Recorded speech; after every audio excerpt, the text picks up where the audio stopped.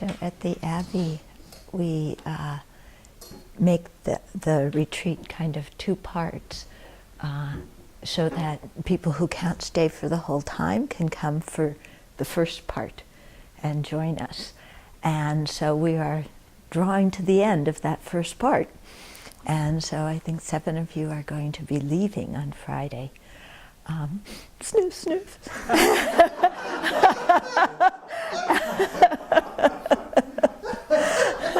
But you'll still very much be in our hearts and our prayers. So, it's not that big of a deal. But I wanted to talk a little bit about the attitude to leave with. Those of you who are remaining here, don't think about this yet. Okay? But because sometimes there's a feeling at the end of retreat, there's always a feeling of like, wow, I did it. I didn't think I could do this. I was nervous. I didn't know. But look, I did it. So there's always a feeling of kind of fulfillment and a good kind of pride, from doing that. Sometimes together with that, there's a little bit of fear, like, oh, when I leave here, what's going to happen to my practice? Because we realize that when we're here, we have really special conditions that aren't present necessarily in where we're going and everything like that. So I've encountered this quite a number of times, especially when I'm with my teachers taking teachings or doing retreat and then I have to leave. And what I do is I come back to that initial feeling of, wow, I did it. And the feeling of fulfillment that brings, the feeling of joy, the feeling of having accomplished something and having purified and created merit, and like there's something in me now that there wasn't before. And so now as I leave, I'm taking all of that with me to share with whoever I encounter in my life. Okay, so instead of seeing all the goodness as resident of Sravasti Abbey, the goodness is in your own heart and you take it with you, okay, and you share it with everybody. At the same time, don't expect your practice to be with the same intensity out there as it is here. Because when you're in retreat, when you're in special circumstances, it gives your mind some space to go deeper that, when you have to do all sorts of other things and, you don't have that time or sometimes that mental space to do. So keep your daily practice very regular. Don't just say, oh, now I'm done with retreat, so forget practice. Yeah. Don't do that.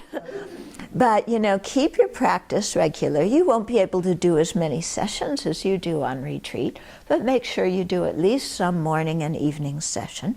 Do the same practice you're doing here. It's not that you change practices when you leave. Dharma practice is Dharma practice. So you keep doing it. You may have to shorten your sessions depending upon, if you have to go to work or deal with your family or whatever. Okay, but keep everything going. And don't have the expectation that, everything is going to be as it was here. Realize that some of your feeling for the Dharma may not be as strong because the external circumstances are different. Yeah, but keep your feeling going, and keep renewing that in the morning and evening, and be satisfied. Yeah, so don't think, okay, non-retreat is going to be the same as retreat. Just be satisfied with what you're doing, and keep going. And when you can, take a day off and just make it a retreat day. If you're not working on Saturdays and Sundays, you have a retreat day. You just do retreat then. Make sure you go to other retreats and you attend teachings, or, listen to the teachings online, that we do on the web, or join the SAFE Sravasti Abbey Friends Education Program. Do something so that you're continually learning the Dharma and staying in touch with the community here, because when you stay in touch with us, then you feel that connection, you feel that support. And that's really important for us, because when you're practicing Dharma, you're kind of like swimming upstream in a way. Yeah, so you need a few people to kind of, cheer you on and, maybe pull you when you get tired. Yeah, and say, yeah, you can make it, we made it. So, yeah, so make sure you keep that community feeling and the contact with you. Yeah. Okay. So that will be Friday. Yeah. And then another thing that's happening Friday, maybe, is that we might be pouring the concrete for the second floor, because the Faz wall, the way it is, it has holes in it, and there's rebar in the holes. The holes go this way, they go this way, so they pour the concrete and it goes through all the holes. And so it makes the wall kind of one piece, that can't be fractured.